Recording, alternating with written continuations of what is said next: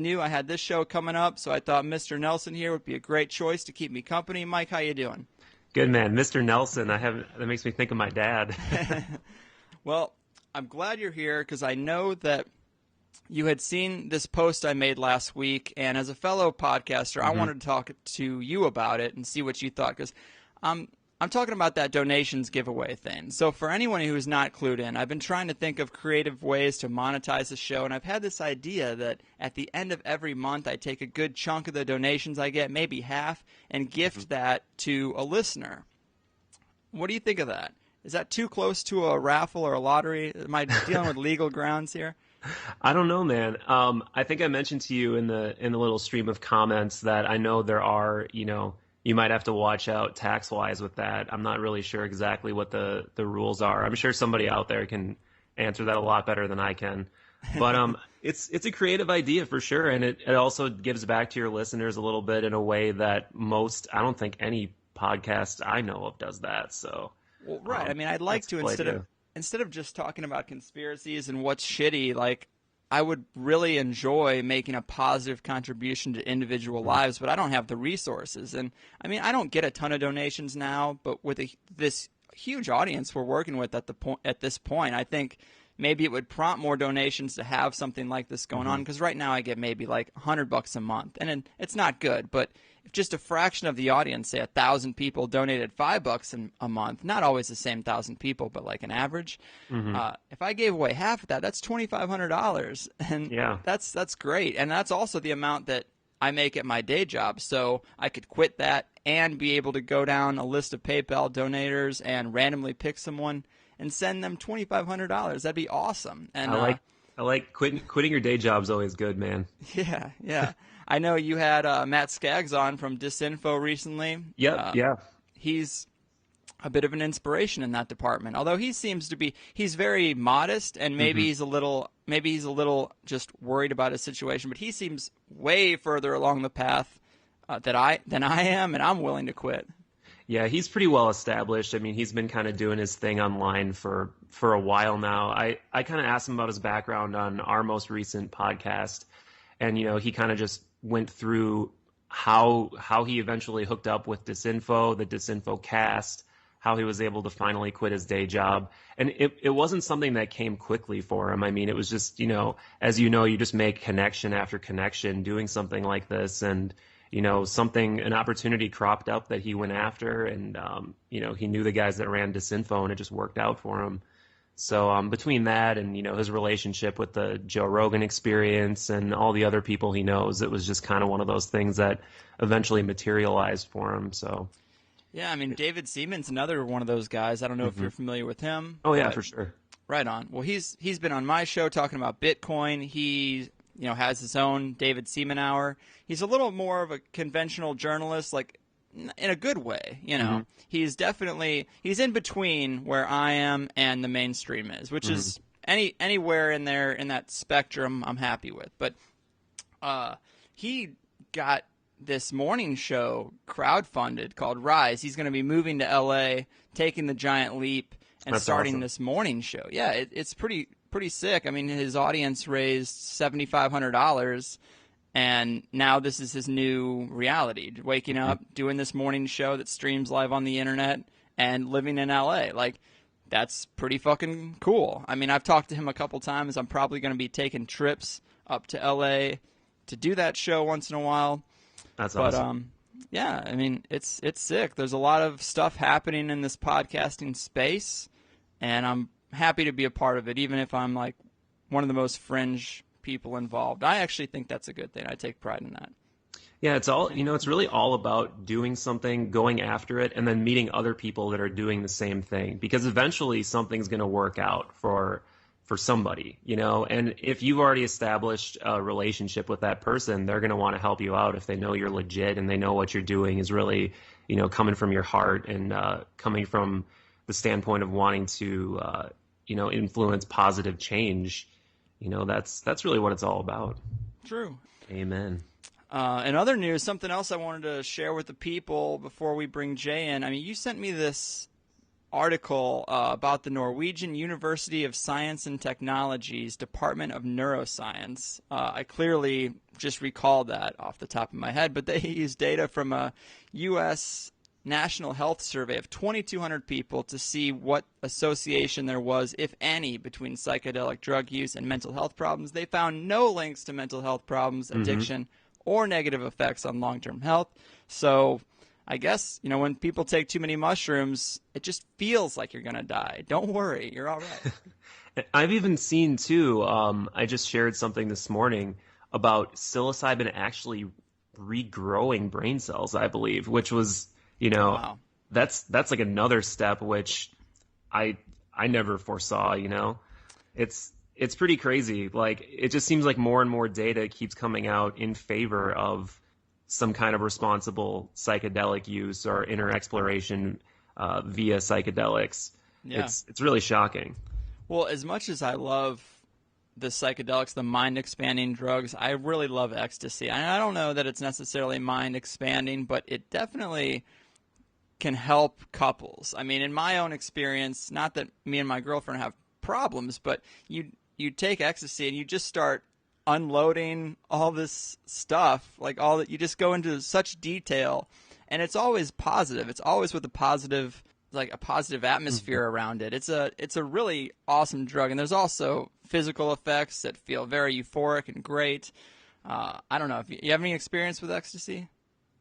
I don't personally, but I did do some research about MDMA, which is the main ingredient in ecstasy, and there's all these clinical trials now that like MAPS have been doing, and they've shown that it literally can cure PTSD, and if not cure it, treat it. And everybody involved in their clinical trials, whether they were, I believe it was something ridiculous, like 80% of people were actually cured of PTSD, and everybody who wasn't cured said that it had a positive influence on their condition. So I found that to be unbelievably enlightening. Well, I believe that it could treat PTSD because it forces you to open up your emotions. Like, I find myself saying strings of words that I'm like, yeah, I do think this. I never thought I would say it. It's not a big deal, but here you go. And I can imagine that someone who's dealing with some traumatic shit they did overseas it just pours out of them, and it's a great feeling. That alone feels great, and then you top it with chemicals that make you feel positive and euphoric, and you're going to have a good time. Yeah. And I did find this article, and it says psilocybin mushrooms promote growth of new brain cells and, here we go, can even cure PTSD and depression. It's fucked up. I mean, when you look at someone on mushrooms or acid and you're sober, they look like they're doing damage to themselves, you look at them and you're like, there's no way this person's coming back 100%. 99.9, sure. It just looks off-putting to the sober mind, to the sober eye. But I guess we're finding that it's not as damaging as people once thought, which is great, because if there was really insight to be gained from it, if you're in the Terrence McKenna camp who thinks that these spores might be communication, a form of communication biologically from another species or another multidimensional being, there'd have to be, if there's really all this positivity to be gained from it, it couldn't really be doing harm, or it shouldn't be doing harm. Yeah, and I kind of have a theory on that, because I remember learning a while back that the way it actually interacts with your brain is kind of by shutting filters down or dampening filters or parts of the brain. So you're actually getting into a more basic mode of operation cognitively. So it may seem like the person is kind of, shutting down or really augmenting their consciousness in a way that could be damaging, but it's all just a function of how it's interacting with the brain temporarily. So it seems like, all the data about cannabis and, like we mentioned with MDMA and psilocybin, it seems like they all psychedelics kind of act in a similar manner on the brain as far as doing that. And it seems to be something that's temporary, not long term. Yeah, I mean, I can get behind that, because it's a cliche of the stoner. You're talking to them and they just look over and say, "What?" And that's a huge cliche, but internally, and I can't speak for everyone, but internally, a lot of times if I'm in that state, there are thoughts coursing through my mind like fucking greyhounds on a racetrack. And it's because of that I'm not paying attention to what's going on externally. So that hazy what is really just, that's because you've distracted me from my own train of thoughts that I wasn't going to be on without this chemical help.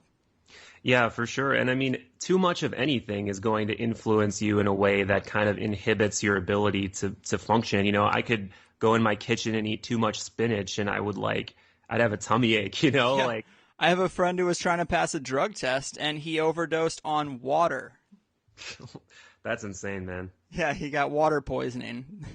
Yeah, so I mean, it just goes to show you, you know, it's just because something, you know, can kind of inhibit you, or can maybe not inhibit, but limit your ability to express yourself and function. That does not mean you're doing any type of long-term damage to yourself, or any damage that is going to like affect you down the road.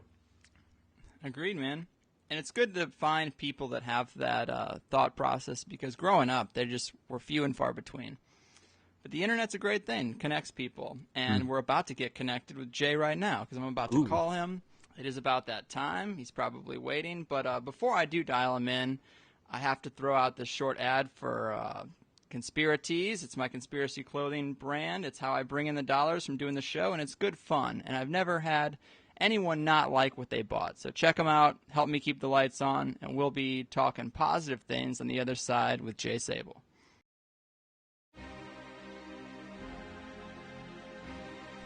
We're here because we don't buy into the bullshit of mainstream culture. We're tired of the mundane, passionless careers we've been shuffled into as a result of this orchestrated debt-based system of rule, and the stranglehold on education and entertainment by cold, soulless corporations. People, yes, we are frustrated. Yes, we are tired. And we reject the pre-approved tranquilizers that are Monday Night Football and an ice-cold Budweiser. But we have to stop hiding.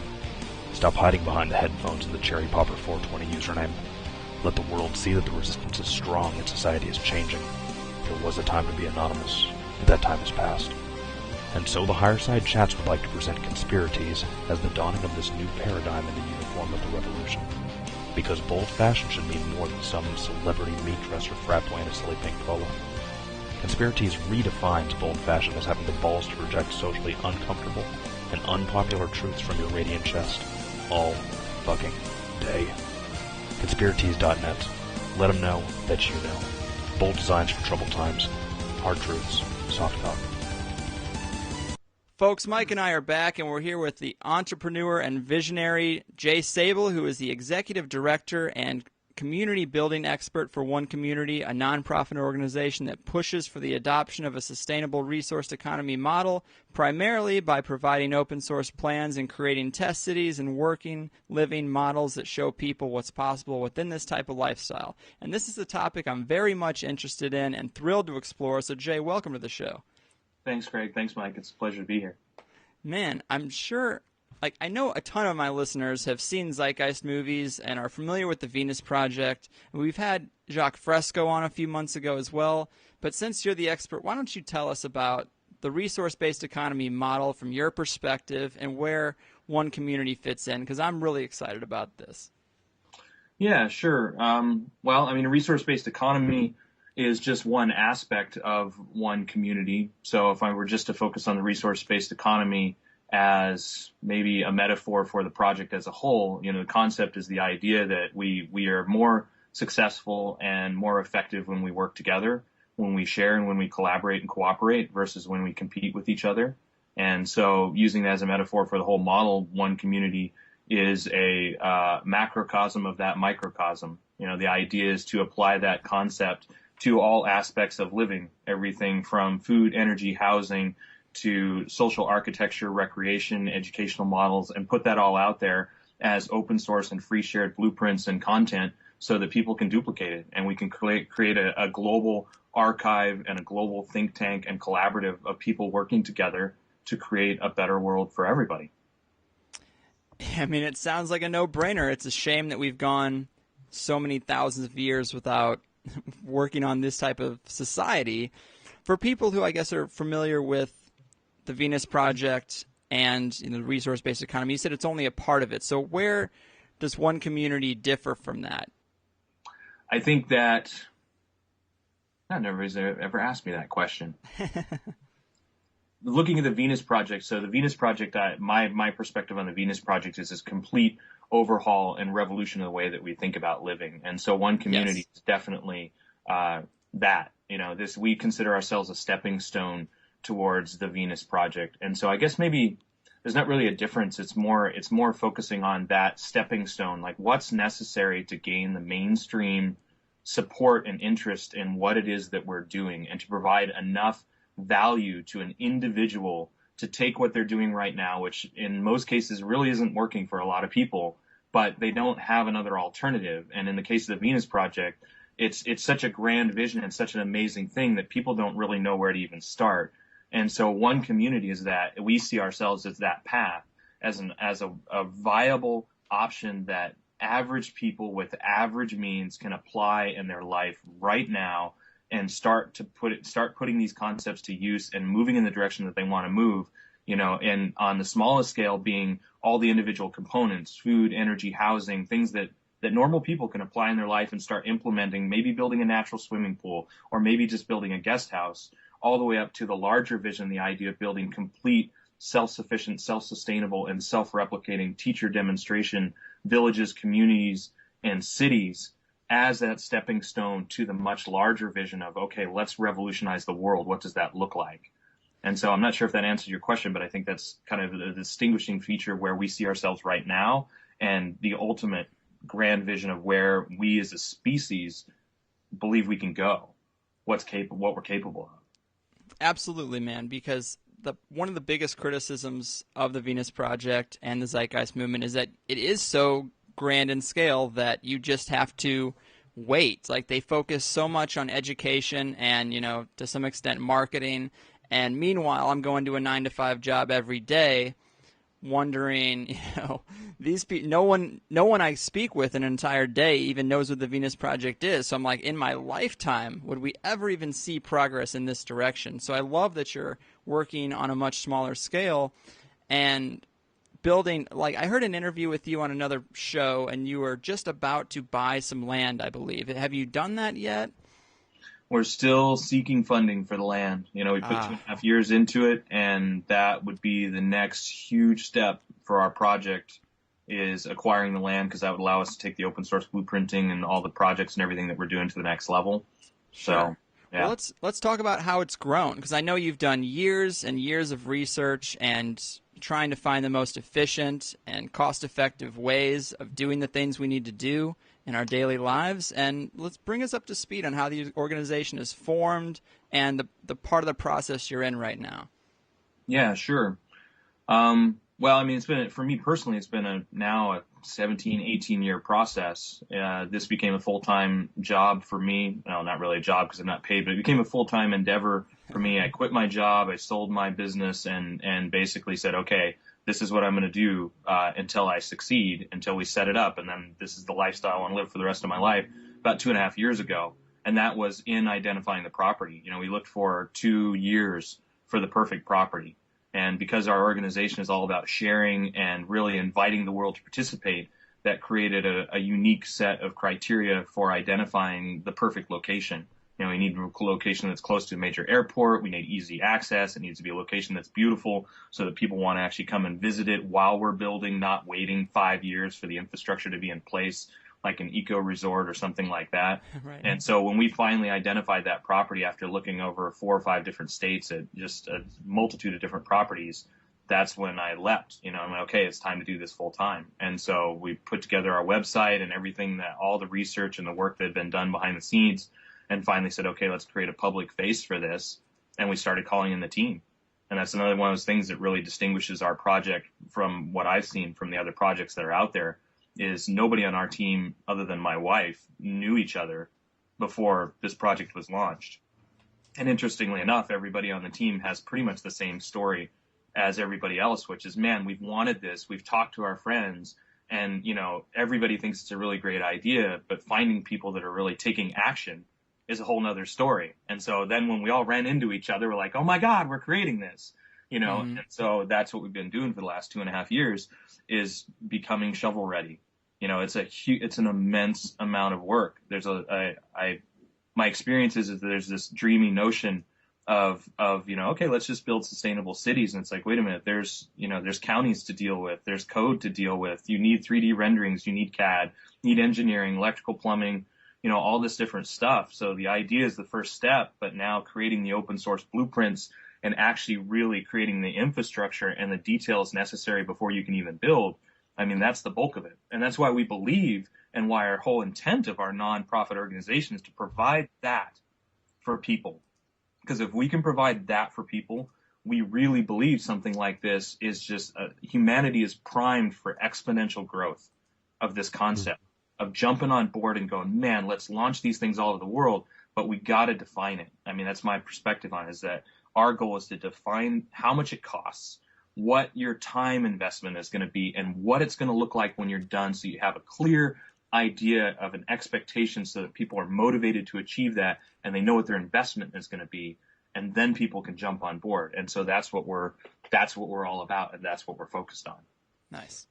So speaking of jumping on board, that's actually kind of what I wanted to ask you. So if somebody isn't local to your physical project and what you guys are actually doing with your hands on a day-to-day basis, what can just a normal person that wants to help you guys out actually do at this point? Yeah, that's a great question, because the way that we're organizing is virtually. You know, our team members are spread out all over the country and in a couple cases outside of the country. So, and on top of that, we also, for people that might not be interested in moving onto the property, we have a satellite member option, which is for people that really want to participate in every aspect of one community with the idea that they're going to start their own version of this somewhere else, and they can call that whatever they want, but they want to be in the nitty gritty and participating in our weekly calls and our whole back office and all the Google Docs and everything that we use to collaborate and create everything that we're creating. And so we have that. And then same thing for international folks that might have visa issues. We have a new visa issue possibility that we've explored that might open up an educational visa for people as well.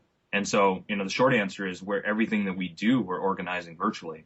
You know, the time when we get together is for our consensus trainings, but other than that, you know, anybody can participate in one community from anywhere in the world. That's awesome, man. And I want to back up a bit, because you mentioned, I know you don't want to disclose exactly where the property is if you haven't bought it yet. That makes total sense. But you mentioned which state it was in. So I assume we're talking about something in the United States. Yeah. Aren't there huge roadblocks and regulations you have to deal with when creating a structure like this from within the U.S.? Totally. Which is, and you know, so silver lining to the reality of that situation is that's a big part of our open source purpose. You know, so we've spent the last couple of years building the relationship with our county and really, really getting clear with them that our goal is to expand the International Building Code. We're not trying to circumvent it. We're trying to really understand why those rules were put in place, because they were there to protect people mostly from themselves, in our opinion. And then to say, okay, if we understand your criteria for creating the code, then if we can meet those criteria in a new and sustainable way, will you help us to rewrite it essentially and be a demonstration county that supports these ideas and then helps us spread this to other counties? And so the good news about all that is you know, this is what we think that it's essential that mainstream money get behind this idea. And mainstream money is in developed nations predominantly. I think most people would agree with that. Mm-hmm. And developed nations are using the International Building Code. So it would be way easier for us to build something like this in Brazil or Haiti or anywhere else that doesn't have those codes, which is great for the idea spreading. But for the concept of sharing what it is that we're doing and open sourcing everything so that it's maximally duplicable, it really, really makes sense to operate within those confines. And I'll take it even a step further. You know, we're doing everything we can. One community won't be located in California, but we're doing everything we can to build to California commercial code, because that will create maximum duplicability. Gotcha. Yeah. Yeah, like the strictest code probably in the States is California's, I'd assume. And that's why we're going there. And nice. We probably won't be zoned. It's looking like we won't have to be zoned commercial, but a lot of people will. And so, you know, the story of our life is doing everything the hard way, but the payoff in the long term for humanity is obvious. I was doing some research for this interview, and I was listening to another show you did, and you were talking about kind of similar systemic and logistical issues and how you have to deal with funding and how you have to deal with different bureaucratic roadblocks and whatever. And I just couldn't, the irony kind of struck me that you guys are actually trying to eventually transcend that and transcend this system, but right now you're totally beholden to this system and you have to operate within it. So do you see a point where you're going to have to kind of break away from that and be like, look, for us to get where we want to go, we're going to have to actually start operating outside of the box a little more and not rely on those traditional power structures? Or do you think it's going to have to be kind of a long-term give and take for you guys to get where you want to go? Yeah, probably a little bit of both. From an internal perspective, we're all about transcending that and creating something new. But from an external and collaborative, cooperative perspective, the reality of it is we want to work as closely with our local counties and our state officials as we possibly can, because if we can get those folks on board and we can start really educating and opening their eyes, then that makes it easier for everybody. And the big quote that we have on our website is the Buckminster Fuller quote. It says, in order to change an existing paradigm, you do not struggle to try and change the problematic model, but you create a new model and make the old one obsolete. That, in essence, is this higher service to which we're all being called. That's our real focus, is like, hey, we want to demonstrate a better way. And at the same time, we're not interested in pushing against anybody. It's not a battle for us. We're not struggling against anybody. We're all on the same team here. And so, when we look at county officials and code and regulation, we just look at that as part of the process. Like, okay, we understand it's been put in place for a reason. How can we work with that? How can we expand it? We believe there's a win for everybody, and so our goal is to really embrace the process. And, we've learned through experience that that's what we're here to do.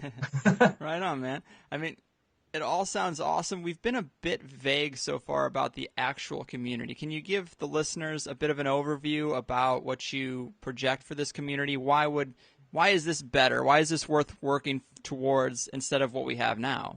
Mm-hmm. Yeah, so the physical infrastructure, so the general overview of the concept, the idea of why it would be better just for, the average Joe that might be working a 9 to 5, is that when you build sustainable infrastructure, you reduce the predominant costs in most people's life.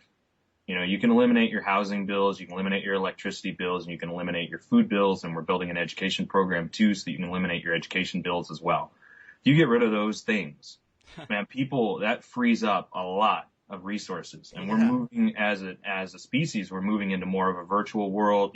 More labor-based jobs are going away, a lot more home-based jobs are opening up, and our entire model is designed to function as a community model where the community itself is the revenue-producing stream, until we reach some point like Jacques Fresco envisions where we no longer need money.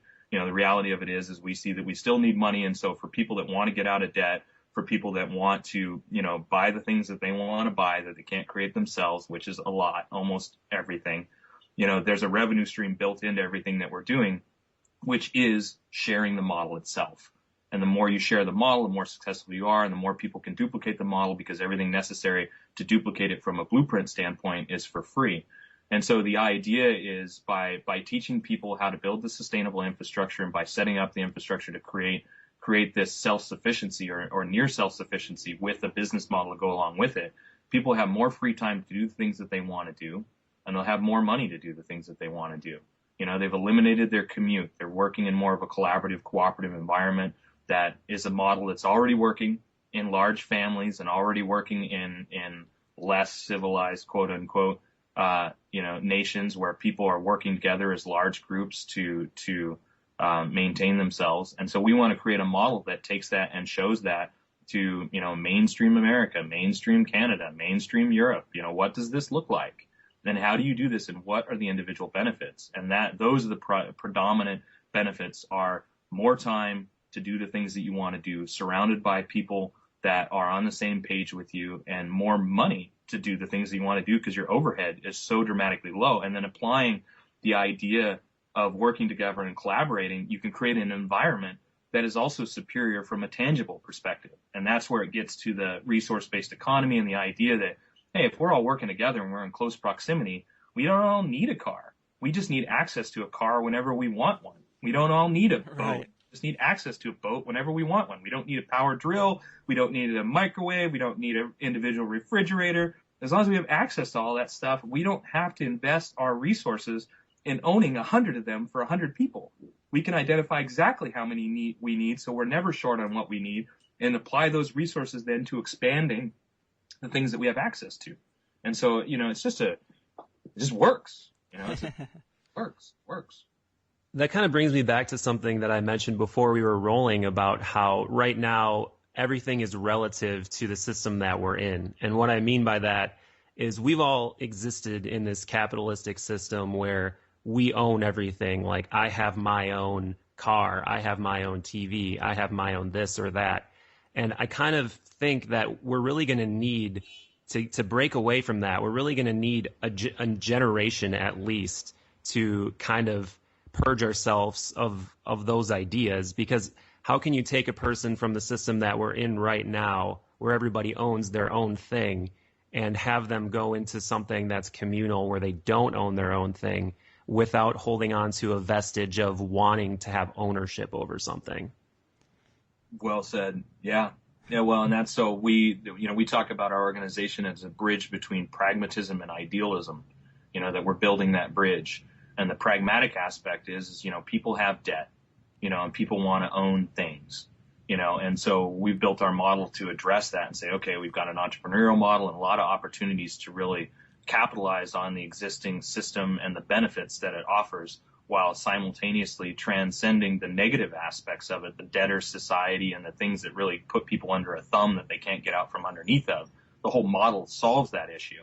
But I completely agree with you, and so we would like to believe that this is the stepping stone to what you're describing is going to create that generation of people that have grown up in this environment, in these sustainable and self-sufficient communities, and simultaneously for the folks that are already in this capitalist system to provide an environment that allows them to live for the highest good of all. And that's a big tagline and a big part of our project, and our guiding philosophy is, how do we make decisions for the highest good of all? And our belief is that the number one barrier to people making decisions for the highest good of all, because we believe that humanity as a whole, we're good people. We want to do things to help other people. But it's hard to do that when you can't meet your own needs. When you can't meet your own needs of food and shelter, and you're just trying to survive, how the hell do you think about other people? And so our goal is to create a solution to that and say, okay, well, let's create an environment where you don't have to worry about those things, and a very specific path to helping other people. And now that you don't have to worry about those things and you've got an easy path to do something different, sweet, high five all around. Let's do it. It's funny because it's so empowering, but people are conditioned to want to have possessions, so they worry about what they're going to lose, or, oh, well, if I have a community car, I might not get it when I need it, blah, blah, blah. And they start crying socialism, and they get really scared, and that's just all a conditioned response. And it's so sad, because this wouldn't be happening if it wasn't empowering and enriching the lives of other people. So for those very people to be afraid of what they're going to lose, how about you worry about what you'd gain from this? Exactly. Yeah, well, and that's probably the switch that I think will be the difference between a generation raised with this idea versus those of us that have gotten to the point where we're at right now, which is that won't exist. That idea, the focus will be constantly on the highest good of all, and the idea will be about constant expansion, and that life is abundant, and you don't have to worry about these things because they won't have decades of living in debt as their experience that it's anything else. And they won't have decades of watching the news and the horror stories. Instead, they'll be constantly focused on the positive and what they can get back and how they can contribute and all the good things. I mean, imagine the effects of that. Yeah. Well, something I took away from Jacques Fresco that I really liked was, people ask him, he says there'll be no police, and he's like, I think the best thing to solve crime would be to make sure everybody has everything they need, because most crimes, like robberies and thefts, they come out of a necessity to feed themselves. And if everybody has that, there's not going to be that necessity, but also there's something to lose. Like, a lot of people who are on the street don't mind going to jail because now they have a house and food, which they don't have. But if you had your own house and food, you'd have something to lose to de-incentivize yourself from stealing, say, an iPhone or something of a higher level, because you don't want to lose everything you got. So we really do need to make sure people have food, clothing, and housing. And as a society, we should only think of ourselves strong as our weakest link and make sure that everybody's got what they need so they don't have to resort to taking from one another. Beautifully said. Totally agree. Yeah. Something else I wanted to bring up. My good friend Kyle, who appears on the show a lot, he actually quit his job along with his wife about a year ago, and they really wanted to live in an off-the-grid community. But the ones they visited, they found a lot of issues with, whether it be the level of resources or the comfort or problems with the community's policies and hierarchy. They couldn't bring their dog or whatever. Yep. What is one community doing to make things comfortable and appealing for people that are fed up with our political and economic system, but also don't want to shit in a bucket and not have the internet? I mean, where's the middle ground? Yeah. Well, so from a foundational standpoint, two things. Number one is really clearly defining exactly what it is that we're creating. You know, when you start talking about dogs and kids and childcare and all those kinds of things, there's a lot of, individual issues, drug use, you name it. Right. A healthy living policy for one person could be an oppressive policy for another person. So we've learned as an organization to really, really clearly identify exactly what it is that we're creating so that people that agree with those policies and want to be a part of it can. And equally as important is, as a highest good of all organization, to be really, really, to be clear that we're non-ideological about it. Like, we're just saying, hey, this is the party that we want to throw as one community. And we're an open source organization. Nothing would make us happier than to see somebody throw a different version of this party that looks completely different, using everything that we have. Take it, use it, start from right where we are right now and start in a different direction, because we need as many of these successful models as we possibly can. And the more diversity that's out there, the more that benefits humanity as a whole. That really is positive. Even if it's a completely different mindset, maybe it doesn't have anything to do with world change. Maybe it's just a survivalist community, or who cares? It doesn't really matter. The idea is moving in this direction and creating self-sufficiency and self-sustainability on a grand scale is a really positive thing. And then the second part of your question was, when you talk about internet and things like that, is really recognizing that for us as an organization, not returning to the Stone Age and recognizing that the resources that we have as far as technology is concerned, and really, really sharing a lifestyle that the mainstream would generally agree is superior, includes technology and these kinds of things. And so the business model that is one community, the for-profit and the non-profit existence, and the foundations that allow us to create what it is that we're creating will provide those things. And we think that's important that's a big part of the blueprints as well, and why we've already open sourced our complete nonprofit application, how we became a nonprofit organization. And we will be open sourcing. We're continuing to develop and open sourcing all of the for-profit aspects of one community too, so that people can duplicate this.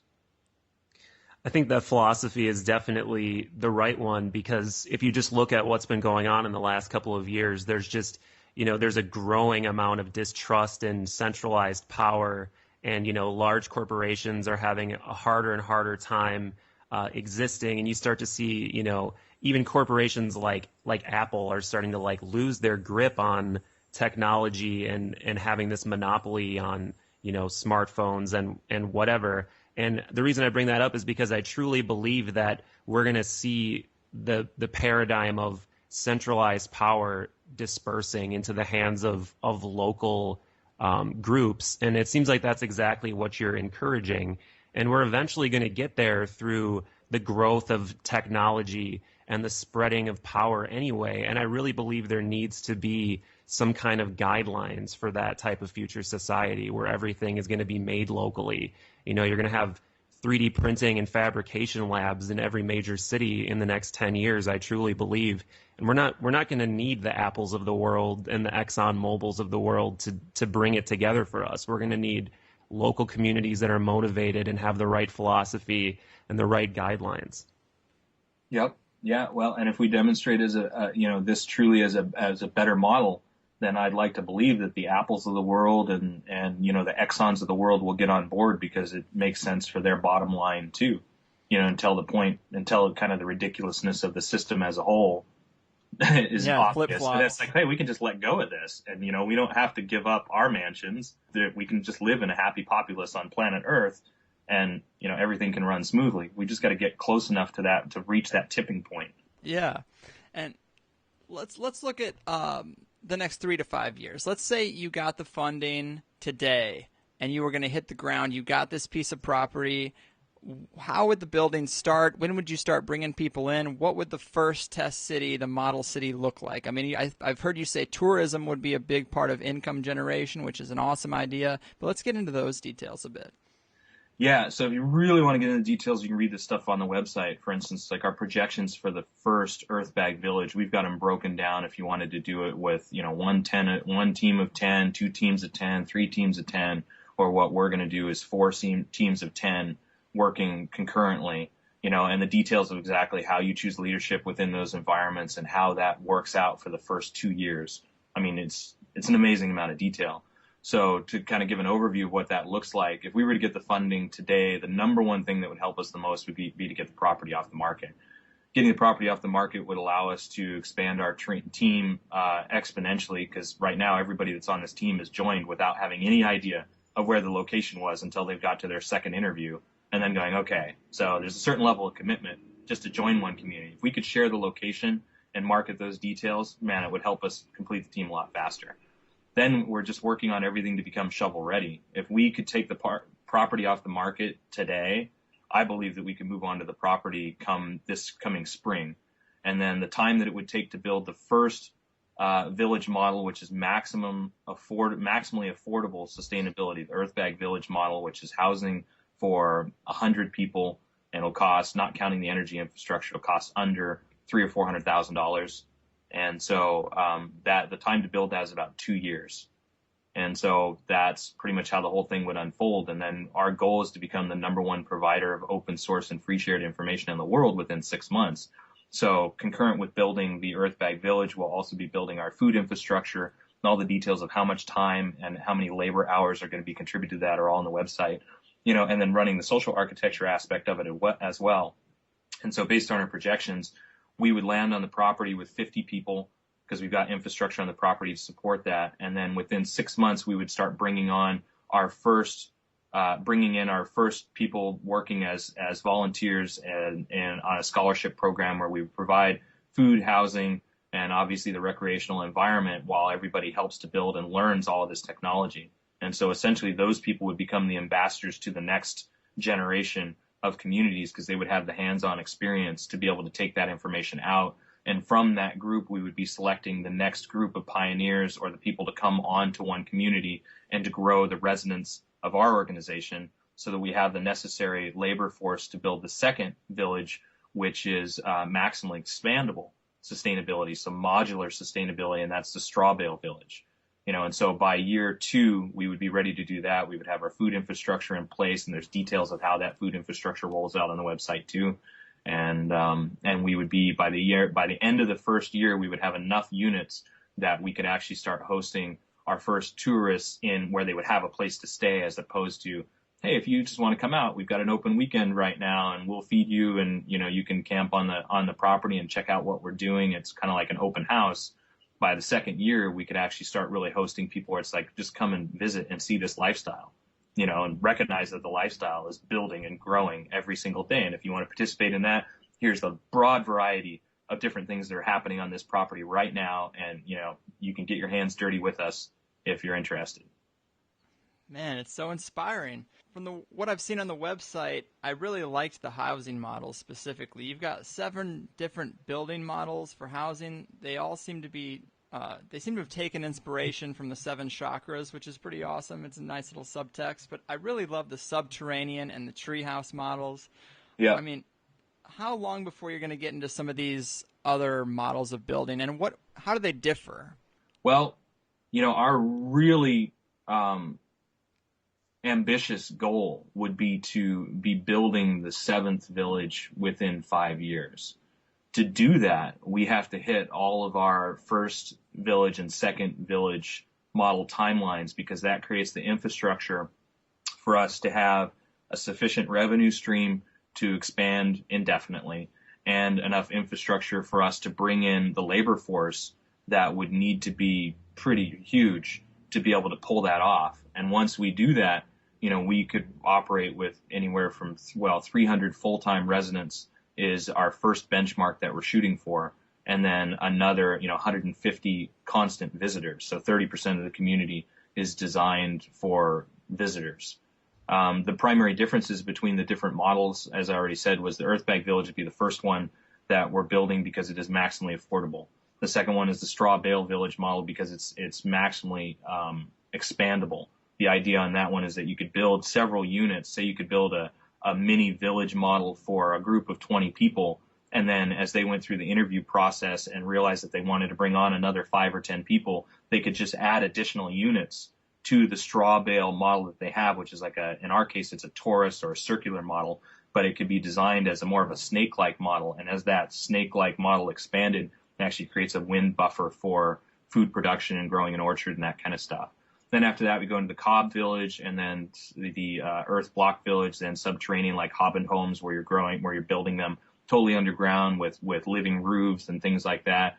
Then Earthship, and then the tree houses are the last, just because permitting and we'll need to take everything that we learn in 1 through 6 to build number 7, and so we've really put a lot of thought into, okay, how are we rolling this out? The Earthbag is really, really simple.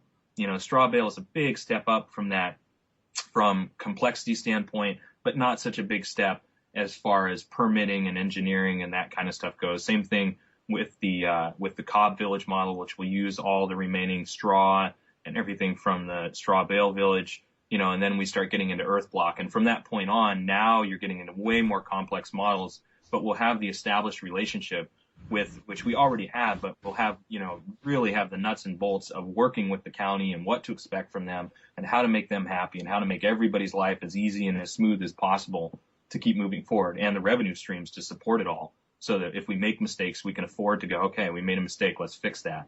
Let's do it differently. Mm-hmm. So I'm not sure, did that answer your question? Absolutely. Speaking of which, from a level of more of a sociological standpoint, we've been talking a lot about logistical stuff, but it seems like what always crops up within civilizations of any size when they're around long enough is some sort of discord or instability. Like, I would imagine there's got to be somebody in kind of a leadership role, which inevitably kind of creates an opposite side of the coin of people who disagree with where the leader wants to take them.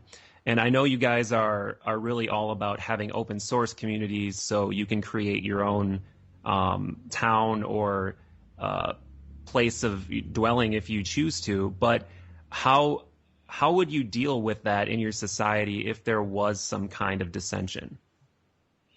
Yeah, so the model as a whole, so the governing system, which also you can read about on the website, is modeled after Jack Reed's book, The Next Evolution, which talks about consensus for groups of 200 plus. And it's real different from what you would see, say, in consensus for the Occupy movement or something like that. Good. And so first and foremost, there's a screening process of a consciousness for the highest good of all, because it only takes one person in a consensus organization that has an agenda, and isn't really thinking big picture and is only thinking about individual wants and needs to really change that environment, to make it very difficult to get anything done, True. And so we really clearly, we have an organization culture of focusing on what is for the highest good of all, and we really demonstrate that. And every decision that we make, it becomes pretty obvious when we just take ourselves out of the equation and just ask what really is the best for humanity. And so by maintaining that culture, that's kind of the first way of addressing that. And then the second way is maintaining a consensus organization where we have groups that work together, and then they come together so that every voice is heard in small groups, and then representatives of those groups come to another group and everything rotates. And you can see the details of how that works on the website.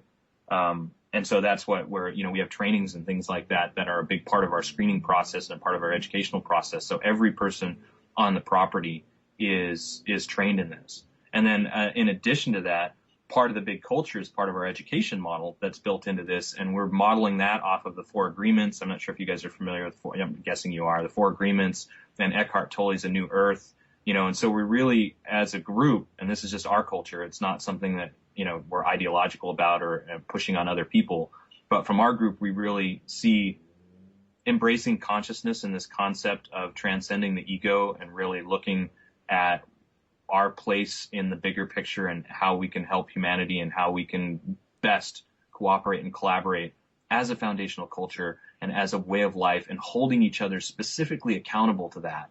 So that the idea is that, we can really, really communicate about the things as they come up and avoid it becoming what historically I feel you're describing. Mm-hmm. Something else I wanted to ask you about. I mean, we've covered housing, of course. Food production is going to be a huge thing. Hydroponics and aquaponics, I'm sure you're going to be using. But you talked about on the website this central hub, this community center, this 3-domed building in the middle. Yep. Tell us about that a little bit. What would go on there? Yeah, so that's the Sago Center City Hub, and what it is it's a duplicable recreation center that replaces. I guess an easy way to describe that is that would be the epitome of a resource-based economy, in my opinion. And the idea is that by putting your resources into a central hub where it hosts your dining facilities, it has laundry for 300 people, it has a recreational space where 200 people could gather at one time. By putting your resources into that instead of individual spaces in people's homes, it saves a ridiculous amount of money, and it creates a space that most people would consider opulent. I mean, really just like, oh my God, this is amazingly beautiful. And it's like, well, yeah, that costs about the cost of a couple homes, but the difference is it saved us building all of these individual kitchens and all of these individual laundry rooms and all of these individual. So the idea of the duplicable city hub is twofold.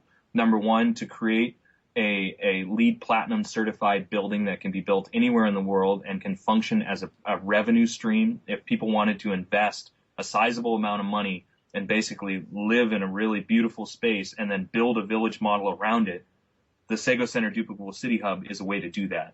It's basically saying, hey, you could put up a bunch of money, you could pay somebody to build this for you in Haiti, and then you could move there and you could build your village model around that and expand and create an entire sustainable city around that. And you would never have to do what everybody that's a part of our organization has to do, which is, living in shared accommodations with very little space and, building from scratch.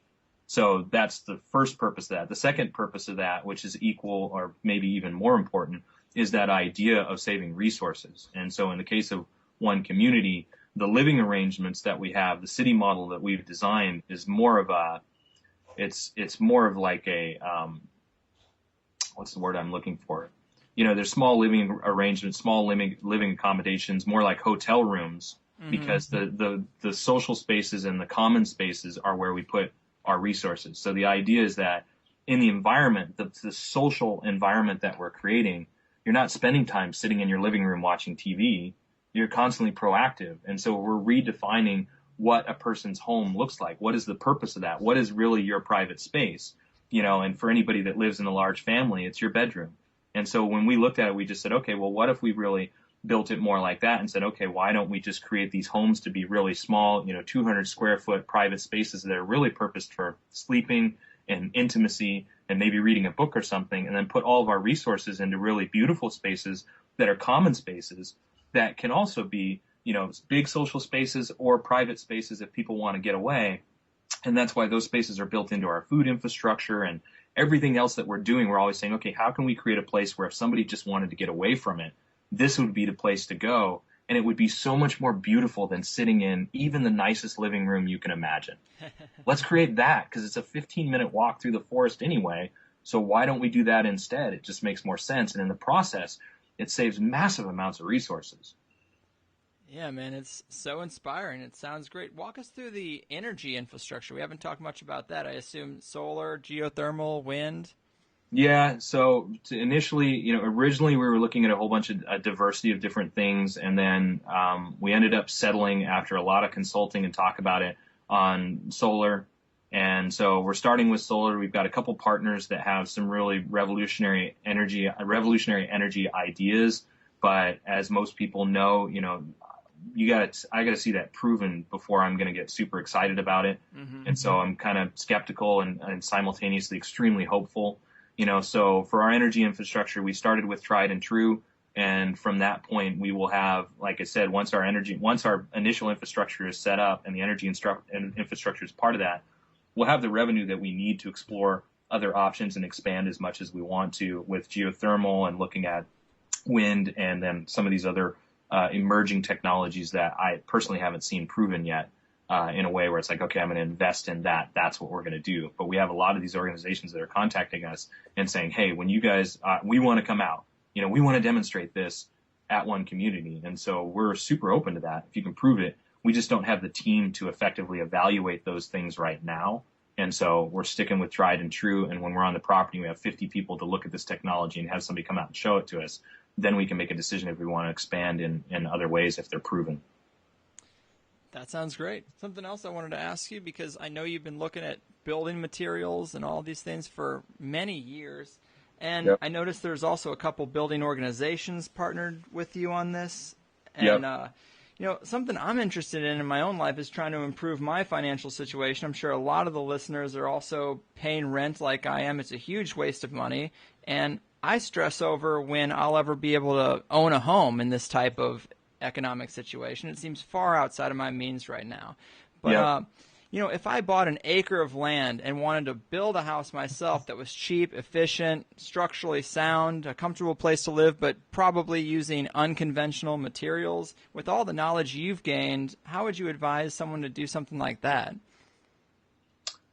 Well, where we stand right now, without what we're creating, you'd probably need to circumvent the system, and that's a big part of what we're trying to solve. Right. Is, hey, here's permitted blueprints, and that's what we're working on. If you don't want to permit things, and you don't mind the distinct possibility that you might have to tear it all down or have it bulldozed, then there's a broad diversity of different things out there that you can do with tiny homes, earth bag homes, cob, all these things. I mean, you could build a very nice home for $15,000 or $20,000. The tricky part about it is you're, as an individual, you're probably going to run into problems with the county. And what most people run into is they're so afraid to even start the process because Right. if you get told no, then you're dead in the water and now they're looking at you. And so that's what we want to fix, like we want to show, hey, here's a county that said it works. It's permitted and everything, engineering and everything that's necessary is right here. Now take this with confidence in before you buy a piece of land and talk to your county and say, I want to build something like this. Are you guys hip to this idea? Here it's been done. Here's the full blueprints and the spread. This is what I'm thinking. And then you'll know ahead of time whether or not you can do that. And then people can make those decisions with confidence and start spreading these ideas. Touche. Yeah, that does seem to be the challenge, is there's just so much regulation, under the guise of safety, and I'm sure some of it is safety, but it also limits your ability to take care of your own damn self. It's so frustrating. I think about maybe moving to a lesser established place, a more tropical, isolated area, but that comes with a whole host of other problems. It just seems like a lose-lose. But you guys are doing a pretty good job of trying to integrate those things and participate and also transcend, which is really inspiring. Thank you.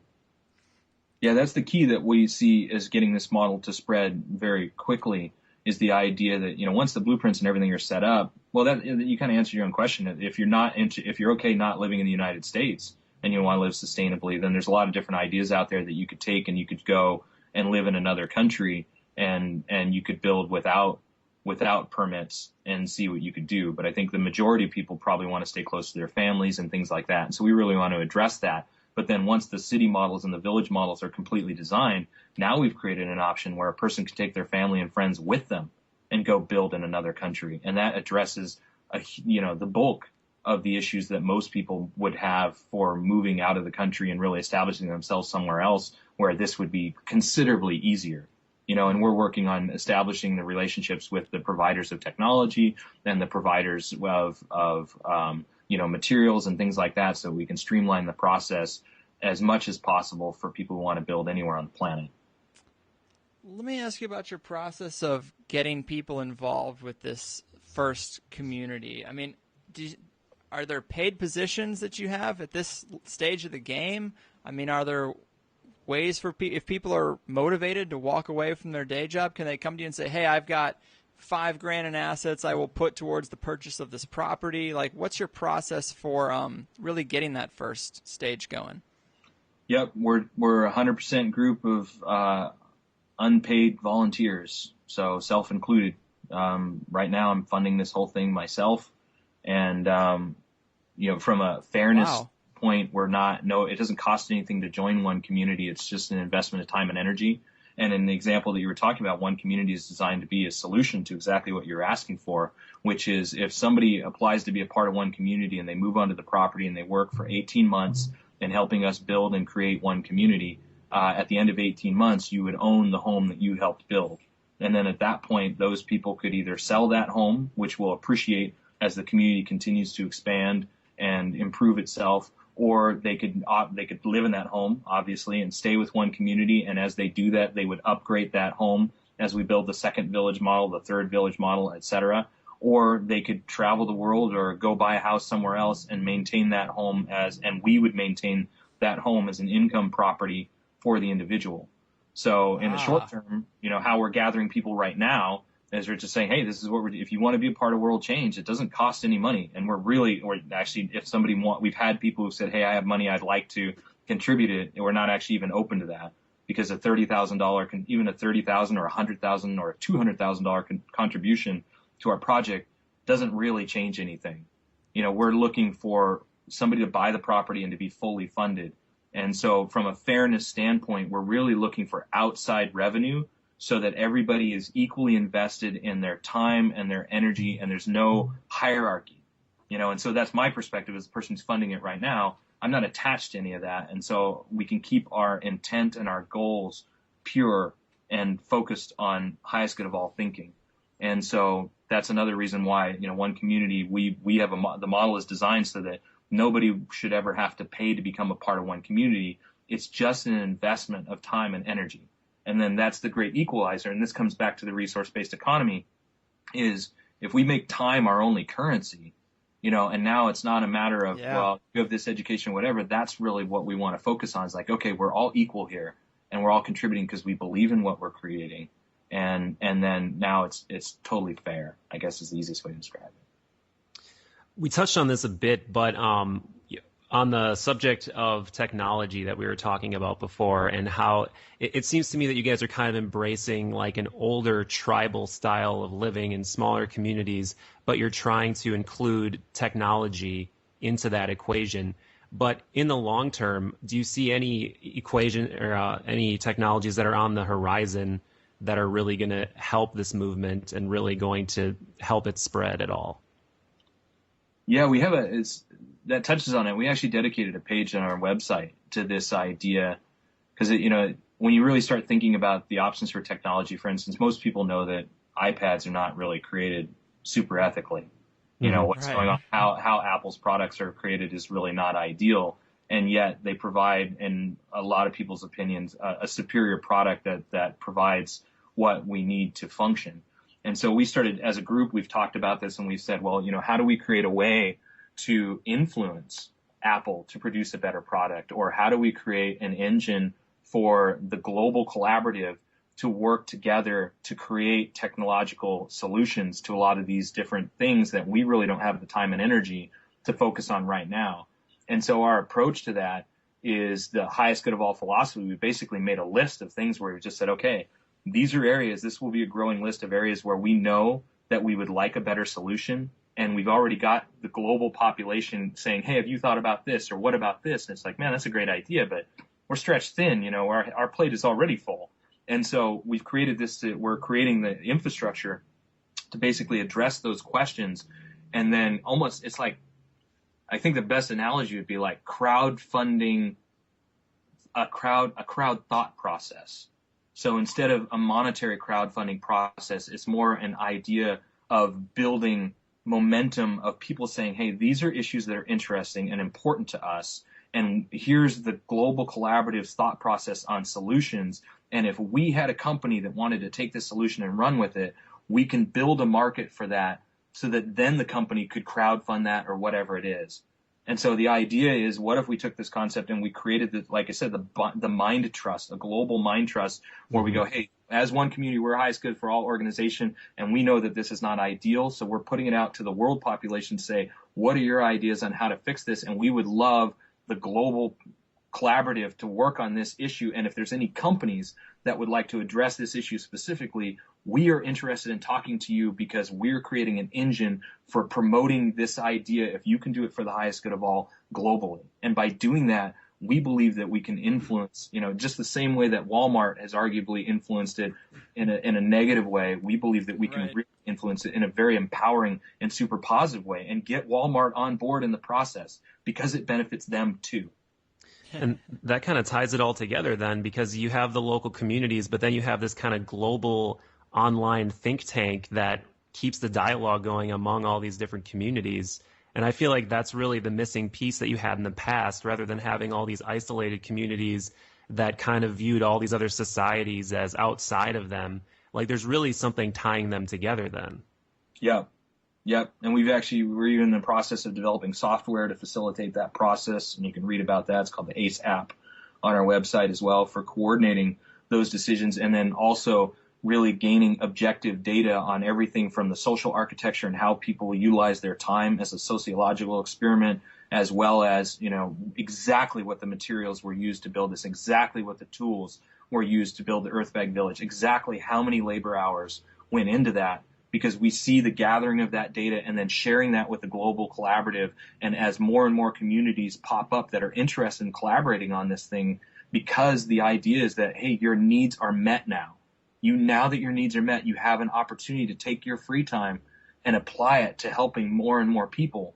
And it doesn't take everybody doing that to create a global shift, to really create a global network.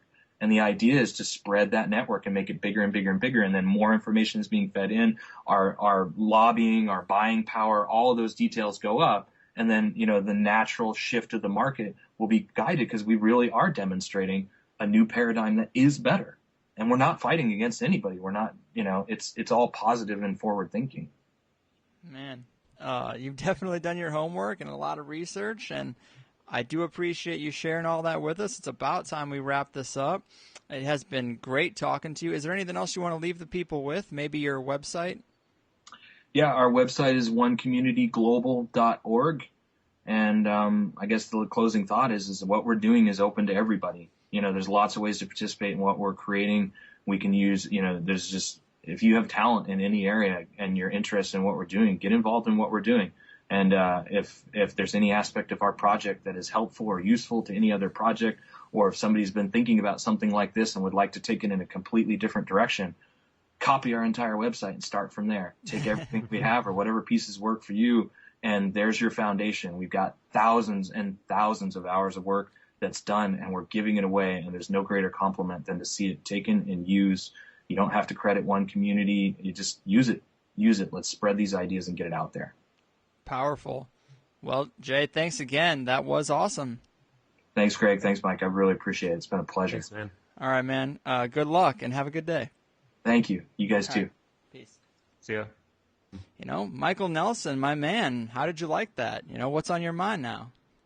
Oh, it was really cool. I like that. Like I said, I just really like that these guys are actually, bringing it down to earth and doing something on a local level, and and having that internet infrastructure in order to mobilize a larger movement. I think that's where it's lost. I feel like either people are doing something locally or they're doing something online and talking a big game, but it's almost like never the twain shall meet. It's like one or the other. But the new paradigm is definitely in having that, harmony between those two aspects, I think. Yeah, Jacques Fresco is 97, 98 years old, and when people approach him with questions about small cities and stuff like that, he almost says, look, if we can't get this thing running for maximum efficiency with maximum global energy infrastructure, it's not going to work. And it's like, I see your point, but dude, you're 98 years old. You've been doing this your whole goddamn life. Don't you want to live in an area yourself with a community of people that at least have your ideals in mind, that you can kind of maybe within your little world feel like it's everywhere. I mean, Jesus Christ, you're going to die soon. And you're just talking. You're talking a lot about it, doing a lot of interviews, and I don't know. I wish there was more happening. So I'm glad Jay in One Community is doing that. Yeah, for sure. And, I think I couldn't agree with you more that I think the change is definitely going to have to start locally. And maybe like-minded people from different parts of the country kind of doing the same thing on their own is really what it's going to take. I mean, it's nice to sit here and talk conjecture about stuff like Hyperloop and like all these huge